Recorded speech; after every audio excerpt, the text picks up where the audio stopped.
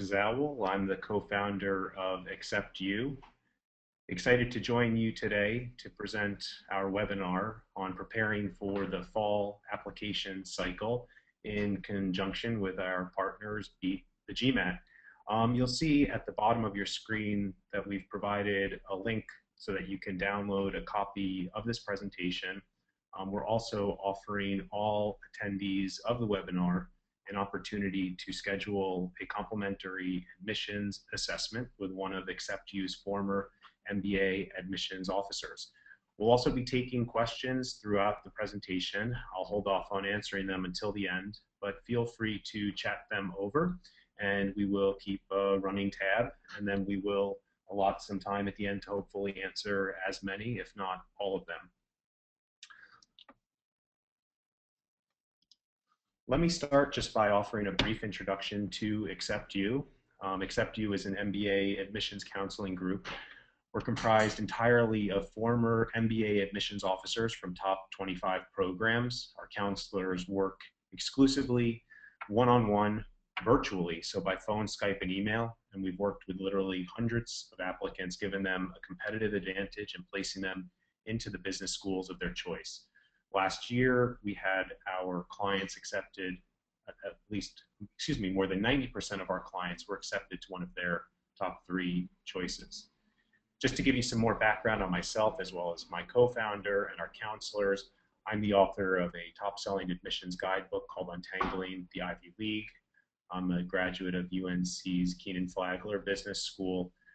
Also did my undergrad at Cornell University. My colleague, Stephen Friedfeld, has degrees from Cornell, Columbia, as well as Rice Universities, has over 10 years of admissions experience at Princeton and at Cornell. And then, as I mentioned before, all of our counselors are former MBA admissions officers from top programs. We have counselors from Columbia, Cornell, Penn, Stanford. These counselors, because they have all worked inside of admissions offices, we feel are in a unique position to provide applicants with real inside knowledge on how they can best differentiate themselves and improve their chances of getting admitted. So today we're going to talk about preparing for the fall application cycle.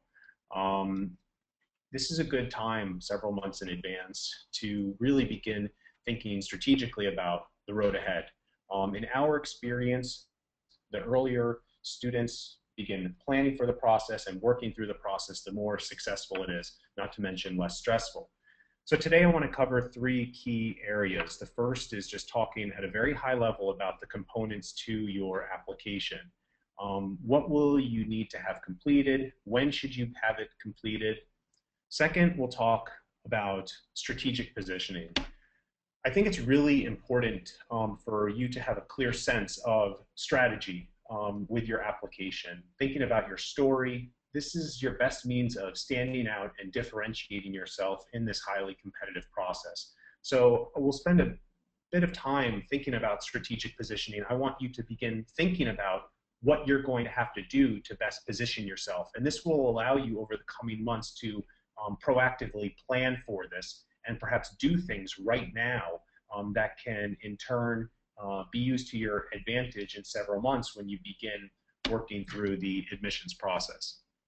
Finally, we'll spend some time talking specifically about what you can be working on now. How can you get a jump on this process in a way that will improve your chances of getting admitted? So we'll start with the components to your application, what you'll need to have completed and when. Some of this may be basic, and I apologize to those of you where this information might be somewhat redundant, but I want to really try to provide a comprehensive outlook on what applicants can begin planning for at this stage. So let's just talk at a very basic level. You're going to need several things in order to apply to business school. The first is the GMAT. Secondly, you're going to need a bachelor's degree or an equivalent. Next, you're going to need work experience. Now, this is not required, although we would say that it's highly recommended. When you look at top 20, top 25 business schools, and you look at the average number of years of work experience of applicants, it's typically on the order of 3 to 5 years. Now, there are certainly exceptions, and I'm not saying that if you don't have 3 years of work experience that you cannot or should not apply to these business schools. I'm just trying to give you a sense of what the average applicant is looking like. And if you don't have that 3 to 5 years of work experience, there's certainly going to need to be other parts of your application that can compensate for this.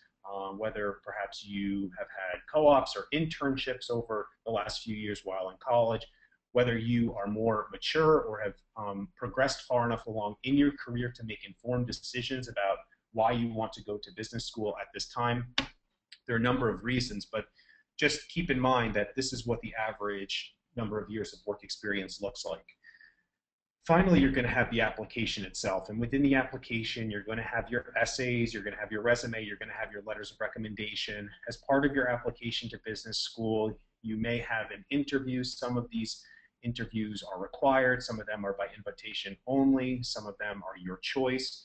The policies do vary. And then finally, you're going to have your application fee. Pretty basic. Let's talk now about when should you get started on these various pieces to the application. What we would recommend now is that applicants begin what we call pre-application planning. And by pre-application planning, I mean development of your story strategy, and we're going to talk a lot about story strategy today, because that might not be a term that you're thinking, that you've heard of, or that you're currently thinking about.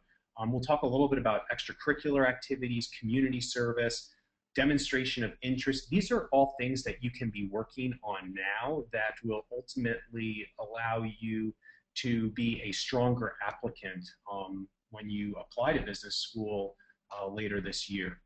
We would also recommend that as soon as possible, if you haven't already, begin to prepare for the GMAT. If you have already taken the GMAT, that's great. If you feel like you can perform better on the GMAT, then certainly go about and retake the test. I'm going to talk specifically about the GMAT and preparation for the GMAT a little bit later on in this presentation. During the summer, that's a good opportunity, once the essay questions are released, to get a jump on writing. You want to allot enough time that you will be able to put together compelling and strong and well-articulated essays. I would say that after a student's academic qualifications, meaning GMAT, GPA, the essays are the most important criteria that's used in evaluating and making decisions. So you need to allocate the time, and the best opportunity for you to do so and to really get a jump on this entire process is during the summer after the questions are released. At that same time, you want to be implementing your application strategy. And as I mentioned before, we're going to spend time talking about how to build your strategy in the months leading up to your application later on in this presentation. Finally, in the fall, that's when you're focusing on refining and finalizing your resume, getting your letters of recommendation, which is another topic that we will be discussing in this presentation, and then also optionally or as required, conducting your interview. Why is it important to start early? There's time right now for you to really shape your package, your application, your story. You can be proactive and strategic in shaping your story, as opposed to in 4 or 6 months when you're applying, it's really going to be reactive. And if there are steps that you could have taken to best position yourself, it's just going to be too late for you to do so. Second, you want to get your application in early. And by early, I mean you want to get in your application early in an early round.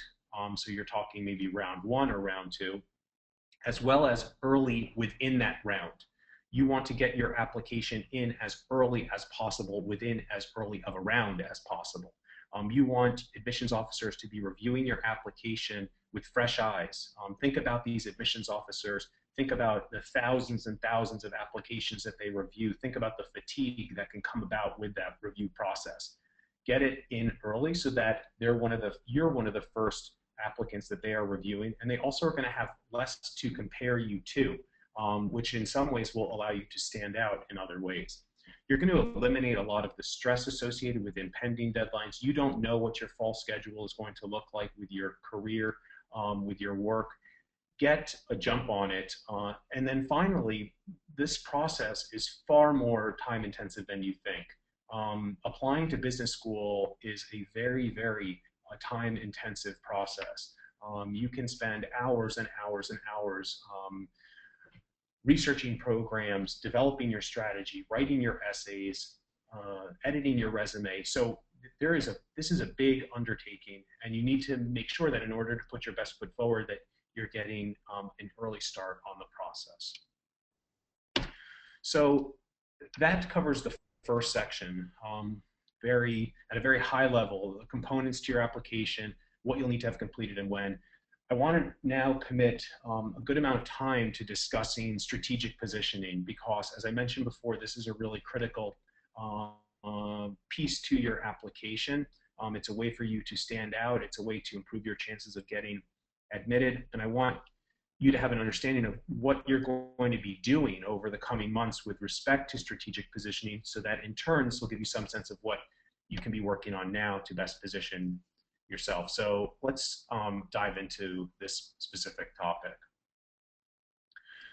So as I mentioned before, your GMAT, your GPA, these are critical to demonstrating academic competency, academic qualification. You need to be academically qualified in order to be a viable candidate at a top 20 or top 25 business school. But simply being academically qualified is not enough to get admitted. The vast majority of applicants to these business schools are going to be academically qualified. They're going to be either comparably qualified, if not more qualified than you are.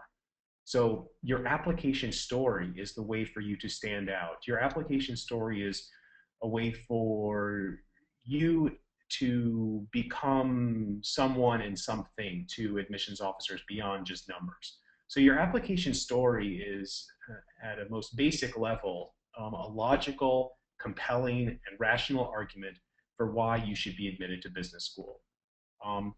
This is the story and the message that you want admissions officers to hear.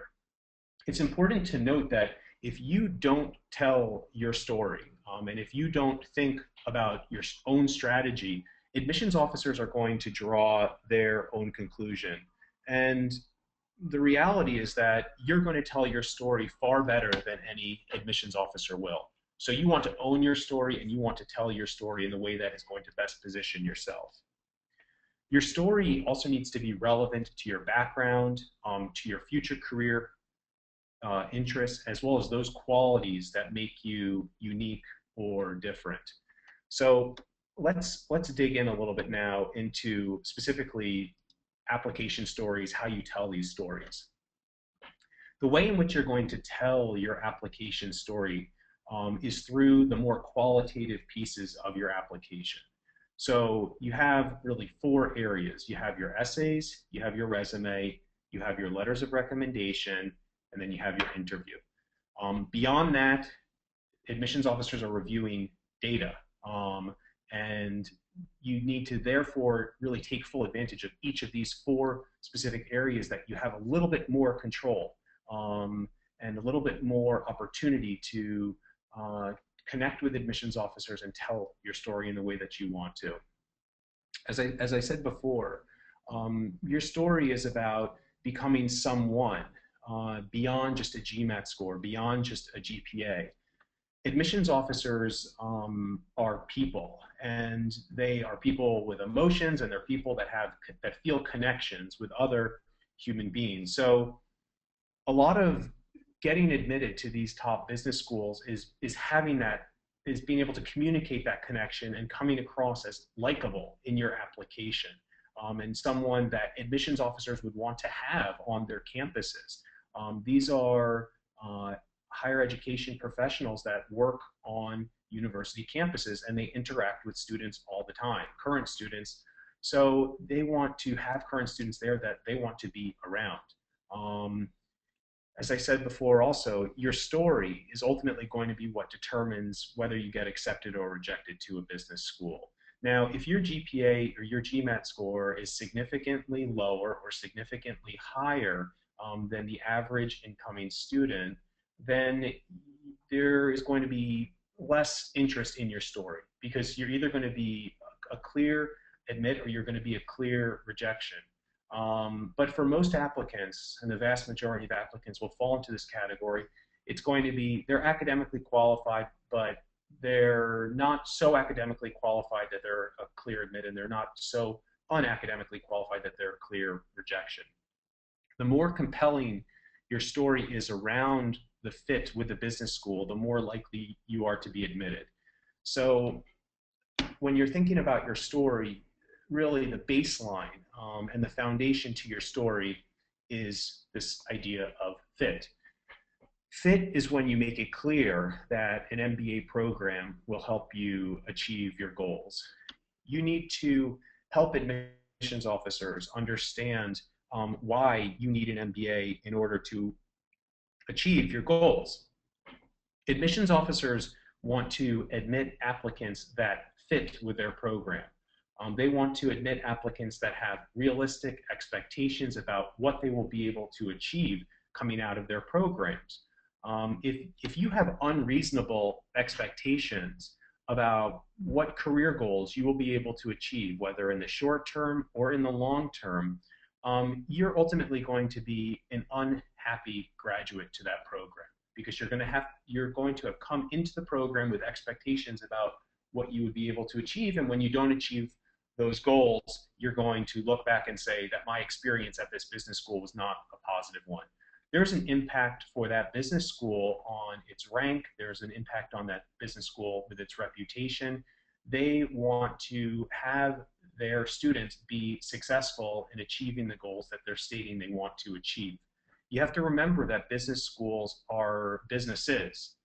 As a student, you're a customer. They want satisfied customers coming out of their program, and they don't want to admit applicants that they don't feel are going to be satisfied or positive in reflecting on their experience at that business school. What this all leads to, and I want to try to tie this back into where you are today and what you can be working on, is you will ultimately only want to apply to schools that have the right programmatic fit. And by programmatic fit, I mean those schools that have the strengths in those specific areas, whether it's certain concentrations, whether it's their location, whether it's their alumni network, whether it's more personal preferences with respect to its size, that fit with what you are looking to achieve. Now, fit is a hard thing to fake. It's hard to say that you're interested in a business school if that business school doesn't have the program or a strength in that specific program that you need in order to achieve your goals. But as you are all, I think, in a very smart way, planning for this process early, you can, over the coming months, start to mold yourself into an applicant that will fit more with the business schools and what the business school admissions officers are looking for in applicants. I want to spend now some time talking about going back to the idea of story strategy. And I think this slide is probably one of the most important of the presentation. And as I mentioned before, this entire presentation will be available for download from the AcceptU website, and we'll put the link up at the end of the presentation so that you can download it directly from us. So as you prepare for the application process, I want you to keep 3 questions in the back of your mind. Now, these are the questions that build, along with fit, the foundation for your overall application strategy. And these questions you may be prompted of directly through the application itself. There might be essay questions that are specifically asking you these questions. There may be other business schools that do not directly prompt you, either directly or indirectly, to answer these questions. And for those that don't directly, you still need to be thinking about these 3 questions and trying to thread responses to these questions throughout your application materials in that messaging. So let's look specifically at these 3 questions. Let's talk a little bit more about each of these 3 questions in a little bit more depth to give you a better sense of, again, when you're building your story in a few months, what are you going to need to be able to answer? So with that first question, why do you want to pursue an MBA? Admissions officers are going to be considering whether you're looking to accelerate your career or you're looking to change your career. If you're looking to accelerate your career, admissions officers are going to want to know, why can't you accelerate your career without an MBA? So over the coming months, again, be thinking, if you feel stagnation or stalling in your career, this is something that you're really going to need to play up in order to make a compelling case as to why you need an MBA at this point. Now, most applicants to business school and most business school students are career changers. If you're looking to change careers, the rationale for pursuing an MBA is easier to justify, because you can say that you have specific gaps in whether your industry knowledge or your skill set that need to be filled in order for you to make this career change. But just because it's easier to justify an interest in an MBA based on an interest in changing careers doesn't necessarily mean you should simply say that you want to change your career. Because indicating an interest in changing careers can have its own set of challenges. Now, if you say that you're interested in changing your career, admissions officers are going to want to know, why do you want to change your career? What can you point to in your personal or say your professional past that can back up this interest in changing careers? That's a really important question that you now have an opportunity to address. If you say that you're interested in changing careers, whether you're interested in changing your industry, whether you're interested in changing your function, or whether you're interested in changing both, you're going to need to say, here's why.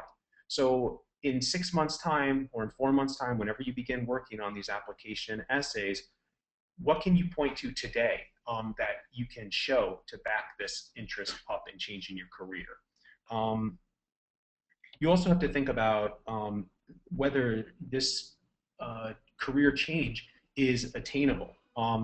You need to have past experience that shows you familiarity with the career that you're interested in changing to. You need to show a certain amount of knowledge or research or insightfulness so that you understand what is going to be involved in changing careers and how some of your past experience, your professional experience, is something that you can point to. The second question about why you want to pursue an MBA now is also important. And again, it's something that you can be thinking about over the coming months. Whether you have less work experience than the average applicant, whether you have more work experience, the same amount, you're going to need to create a sense of timeliness and urgency in your application. How would you reply to an assessment of your application in a few months' time so that you should apply or reapply to business school in a few years when you have more work experience? If you want to change careers, you need to be thinking about why now is the right time for you to do so. If you're accelerating your career, you need to be able to explain how not, say, immediately achieving your goals will be detrimental to you in some respect.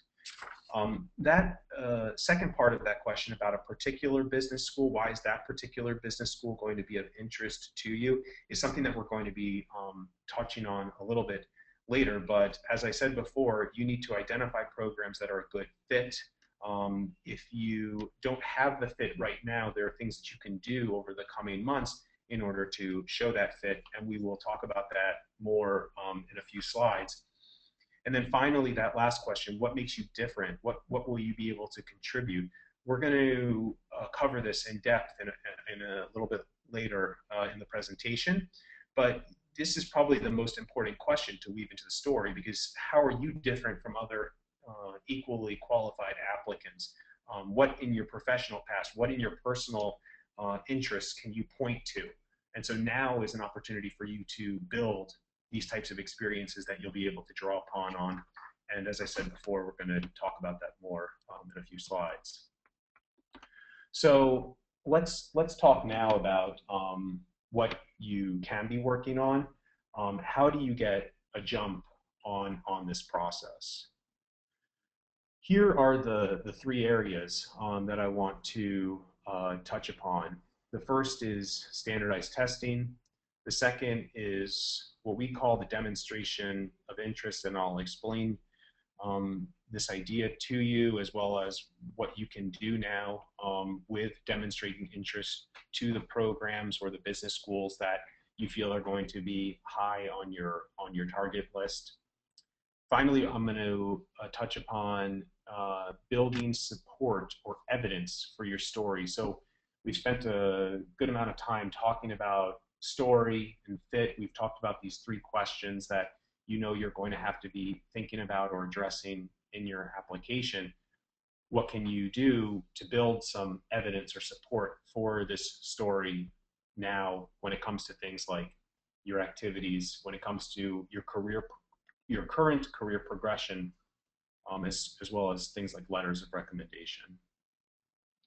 So let me start with standardized testing. It's an area that always draws a lot of attention and discussion among business school applicants. There is a real focus on GMAT. At the end of the day, your GMAT score is going to drive much of your school search. There are a lot of caveats to a statement like that, but the GMAT is important I think for really two reasons.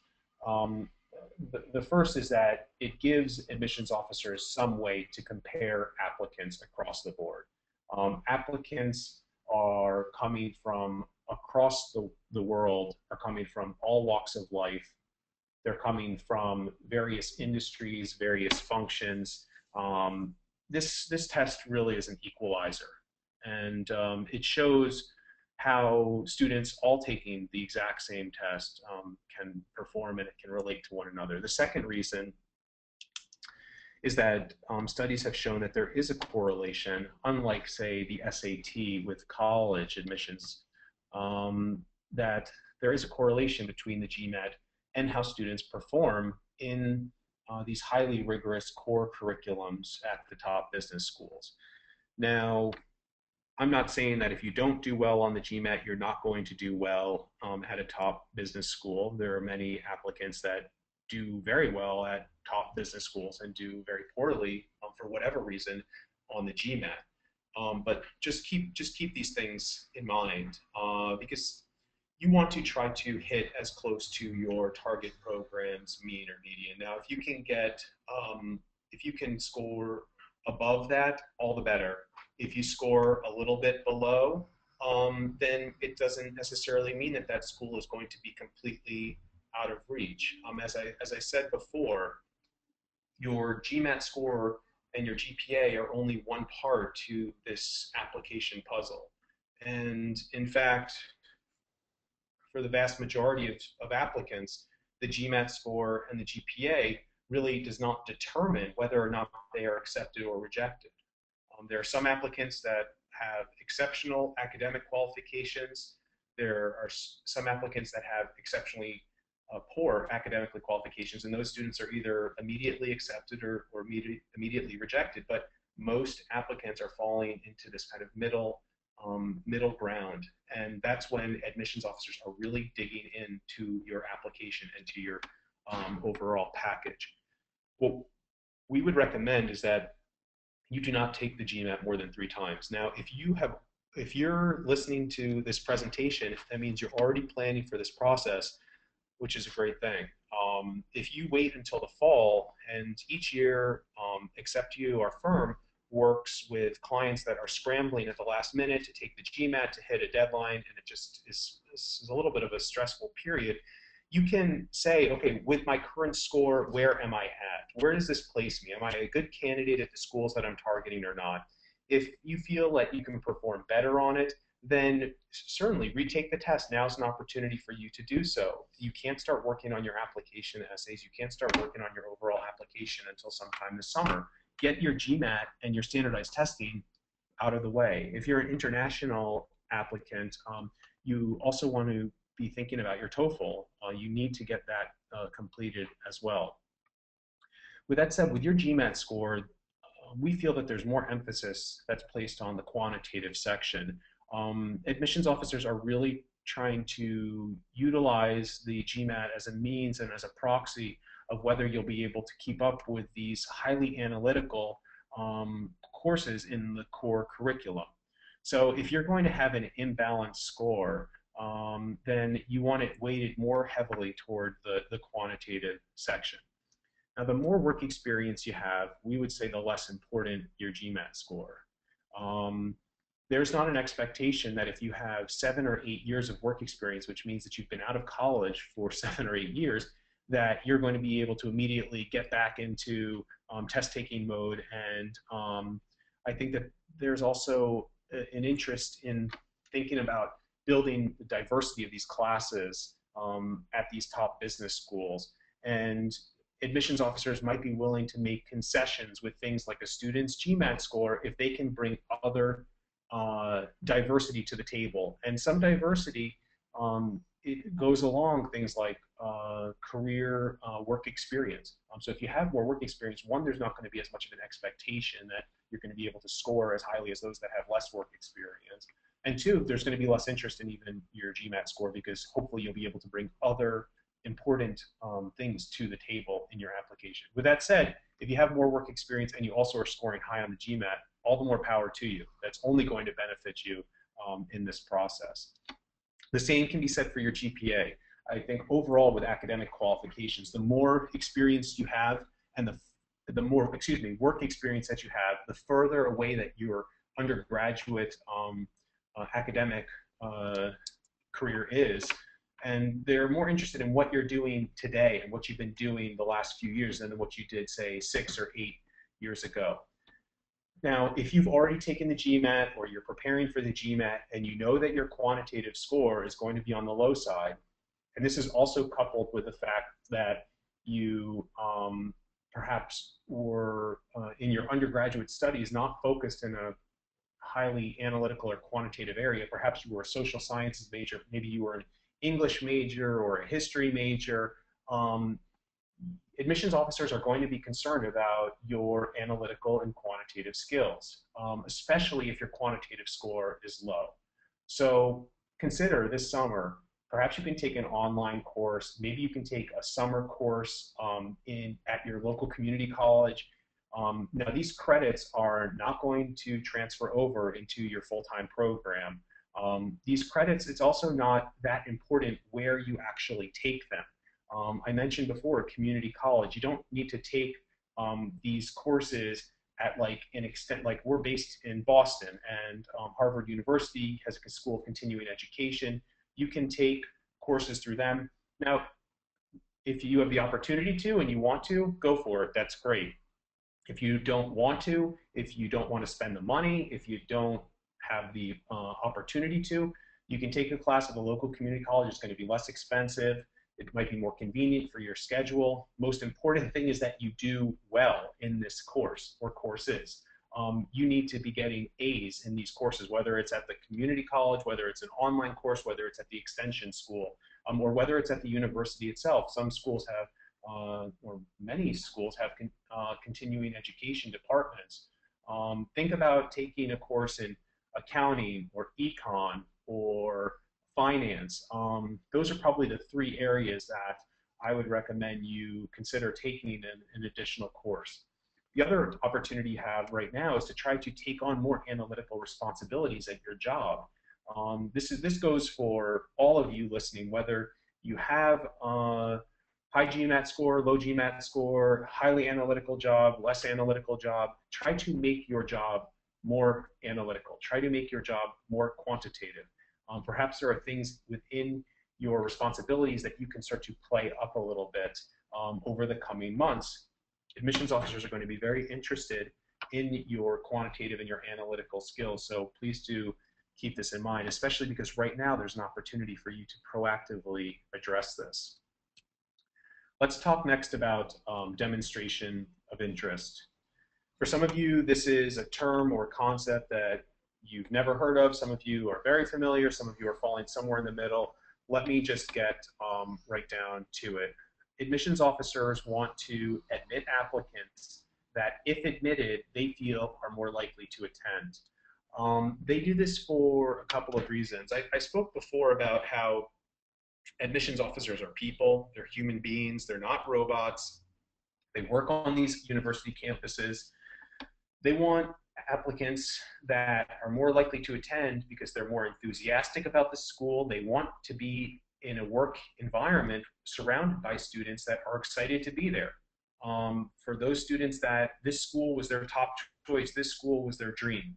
So for that reason, it's important that you be thinking about this idea of demonstration of interest. The other is kind of a selfish reason for the universities and the admissions offices.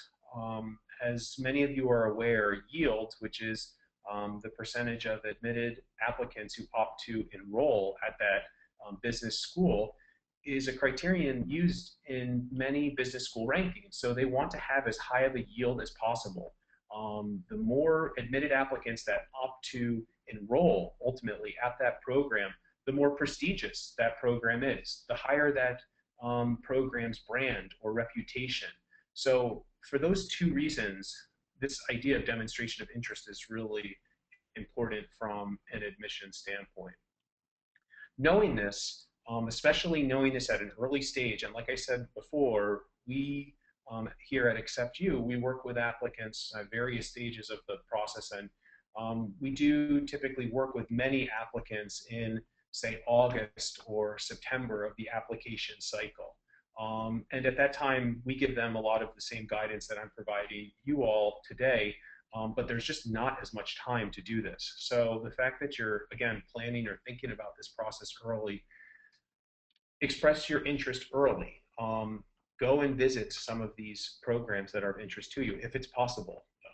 If these programs or these business schools are close to where you live, there is absolutely no reason why you should not visit. And in fact, if you do not visit, it will likely be held against you as to why you would not visit a program that was so high on your list of schools of interest.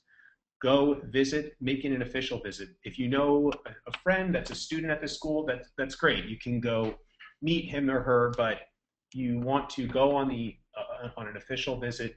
You want to, if possible, go on a tour if they're being offered at this time of year. You want to sit in on a class. Over the summer, looking ahead, there are several MBA tours and fairs where you can, again, meet these admissions officers, talk to current students. Maybe there's an alumni network of graduates in the city that you live. I know that there are there are alumni networks for various programs all around the world. Maybe you can tap into that. Maybe you can go as a prospective applicant and meet with some alumni. Summer is also a great opportunity to reach out to current professors. Try to research the professors that are of interest to you. Send them an email. During the summer, when things are a little bit quieter, that's a great opportunity for you to talk with them, speak with them, learn more about the school and why it's a good fit for you. Same goes for career services. That's an area that is oftentimes overlooked by applicants.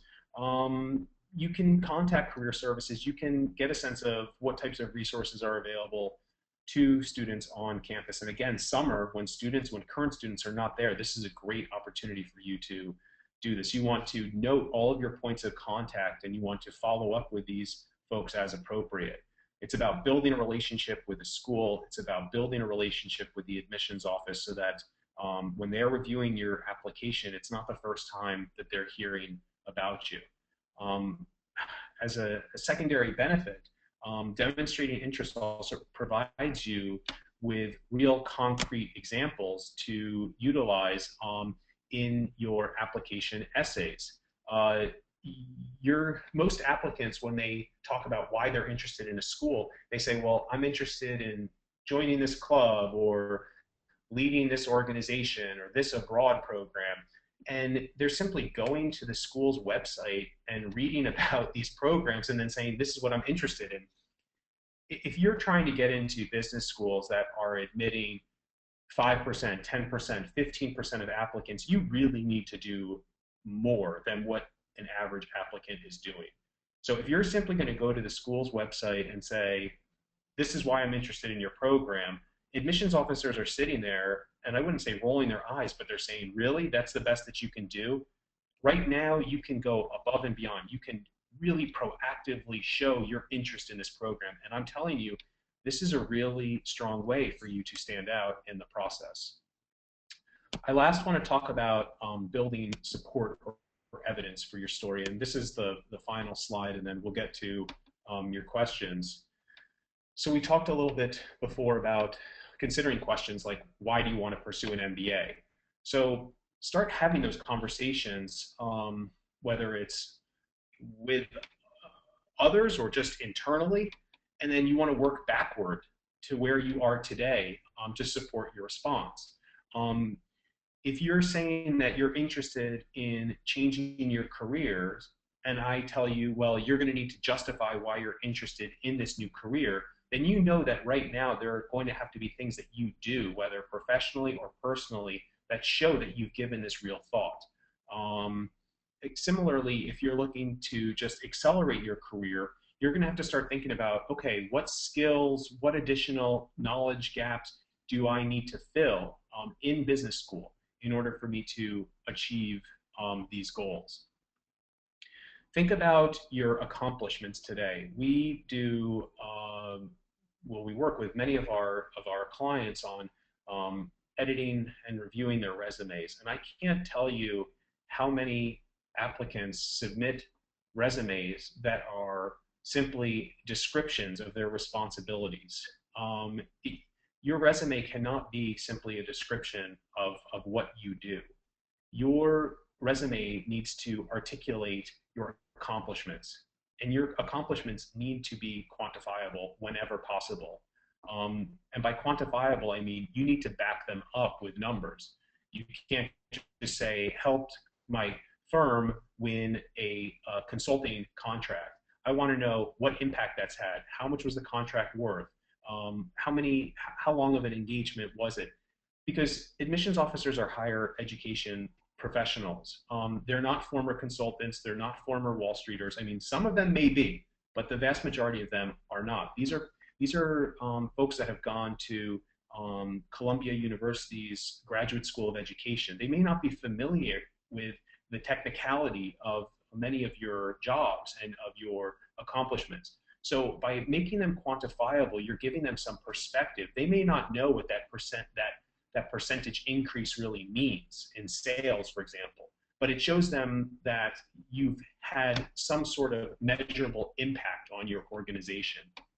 There's also a lot of interest today, as there has been in the past, on leadership development. Leadership can mean many things. It does not necessarily need to mean managing other individuals. It can be helping others manage others. It can be communication. It can be taking on additional responsibility. Leadership can mean many things, but start to think about what have you done that's demonstrated this leadership either in your career or outside of your career. Think also about, and this goes for especially those of you that are looking to change careers, what types of extracurricular activities, what types of community service can you get involved in order to justify your interest in your new career? If you're saying, for example, that, let's see, you want to go and work for, I don't know, a digital media startup company, and you're currently working in consulting, I would say, well, what exposure have you had to entrepreneurship? Maybe within your local community, there's entrepreneur networks, maybe there's meetups. Start to get involved in these types of activities. Maybe you can mentor, I don't know, high school students that are looking to start their own small businesses. All those types of activities need to be aligned with your future career interests. You also, and we talked about this a little bit earlier, and I want to come back to it, think about your portfolio of differentiators. Your differentiators can be either personal or they can be professional. Your personal differentiators can include things like your interests, your hobbies, challenges that you've overcome, your family, your upbringing. I actually personally think that personal differentiators are more interesting than professional differentiators. You might be saying, well, what are you talking about? We're applying to business school. This is all about professional accomplishments. True, but as someone that is looking for a connection with other human beings, as an admissions officer, I feel a connection much more with seeing or understanding the students' interests or their hobbies than I do with seeing that they were able to, let's say, I don't know, show that they're able to close, I don't know, X percentage of deals, or to consult this many firms, for, which in turn led to this increase in productivity. It's important, but it doesn't allow me to feel the same connection with you as something on the personal side. With that said, professionally, again, you want to be thinking about your differentiators. You need to have them. What type of work experience? What type of leadership? What type of accomplishments? Even your future career interests can be a means of differentiating yourself. Now, if you're interested in what is typically the most popular areas of study, whether it's finance or consulting, those are two, I would say, of the most commonly pursued concentrations. It's going to be a little bit harder to stand out than if you're interested in, say, let's say sustainability, or another, or an area like entrepreneurship that is typically underrepresented. Again, you don't want to state your future career interests that are different than what you actually are interested in, but you can start to mold and go in that direction. What we tell our clients is that how you position yourself on your application, and what you say that you're interested in on your application can ultimately be very different than what you end up doing when you're at business school, meaning the strategy around the positioning of your application needs to be a strategy to get admitted. And then once you're in business school, ultimately you study what you want to study, you study what you feel is going to help you achieve your goals. Finally, I want to talk about letter of recommendation writers. Now, the majority of applicants have what we would say are pretty good letters of recommendation. And I say pretty good almost with like a little shrug. It's like they're good, they're fine. If they're not good, well, gosh, that really speaks something to your ability to identify those that you think can speak highly of your accomplishments. And it's when you see a negative letter of recommendation, that almost always is an immediate rejection, because it's not just raising a red flag with the letter of recommendation writer, but it's raising a red flag with your ability to identify individuals that you think are going to be supportive of your application. With that said, as most applicants have okay, pretty good letters of recommendation, they're fine. Those applicants that have really, really strong letters of recommendation, and letters of recommendation that are supportive of their overall strategy and their packaging, those are the ones that make a difference. What that means is if you start to identify potential letter of recommendation writers, start to build a closer relationship with these individuals. They may not know at this time that you're even thinking about applying to business school. That's okay. But you want them, when they write their letters, to be able to provide some perspective. You want them to be able to provide real insight into who you are. And the only way that you can do that is if you have a strong relationship with them over a sustained period of time. So I always like to do this at the end of our presentations because we just digested a lot of information, but here's what we talked about today. Components to your application, what you'll need to have completed and when. We talked about strategic positioning, and I'll mention that over the coming months, we'll be doing a webinar specifically on strategic positioning where we're really going to dig into this specific topic. But I wanted to give you just an introduction so that you can start to plan on what you can be working on now in order to get a jump on the process, which is how we wrapped up today. So with that said, I want to now take a little bit of time to answer any questions that you all have, whether about planning for the process, standardized testing. I want to give you guys some good feedback because I think it's smart that you're planning for it now.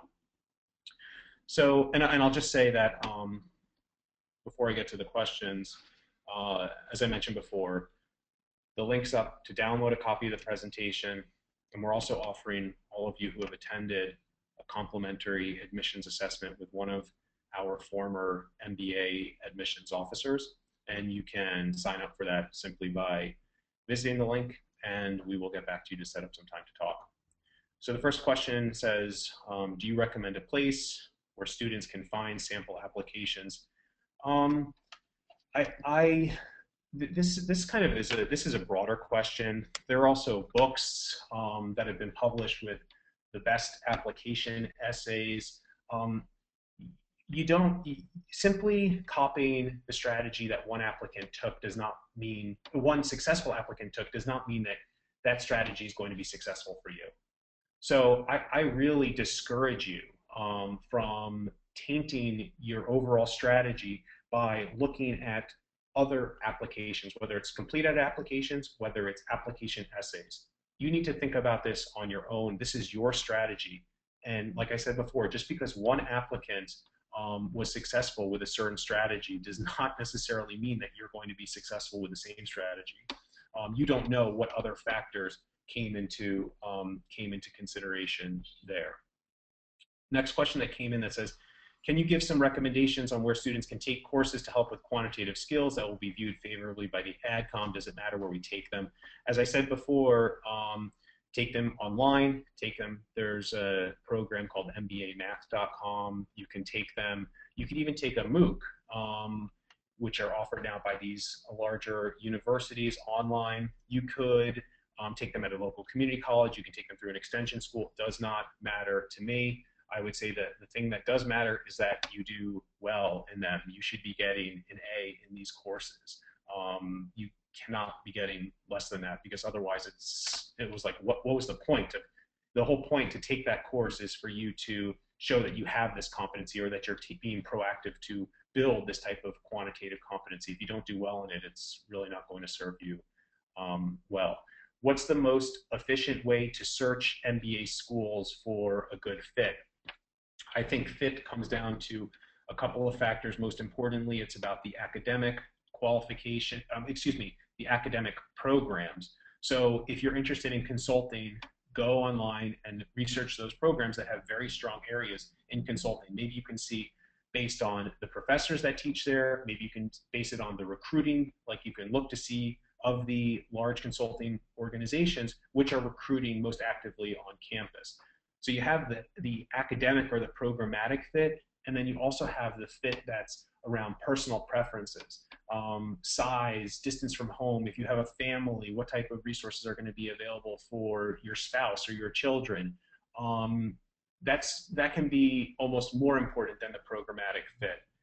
But take the time to utilize those resources that are available. I think that Beat the GMAT has a wealth of resources on its website for applicants that are at this early stage, researching programs that they want to see are a good fit for them. I'm just looking at the next question that came in. Do admissions officers consider age? What roles does the age play in admission? Is there an upper age limit? Well, yes, admissions officers consider age. They would probably say they consider the number of years of work experience as opposed to age.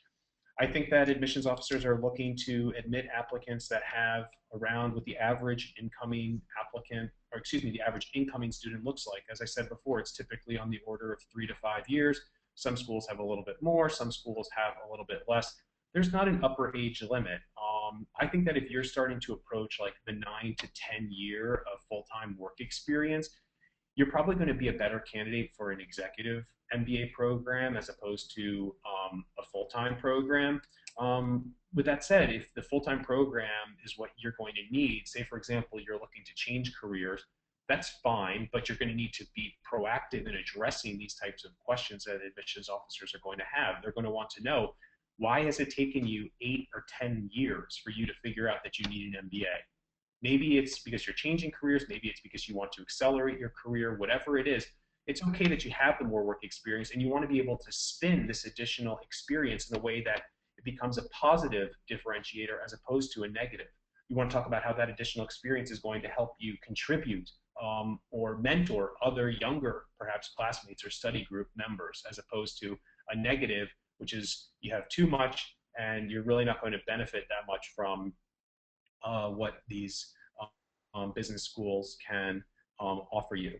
How would the application strategy and career goal change with respect to reapplicants? You know, reapplying, the strategy is actually completely different. It depends on the school, because business schools, they vary in their reapplication requirements. Some of them will require an entirely new application. Some of them will require simply an update.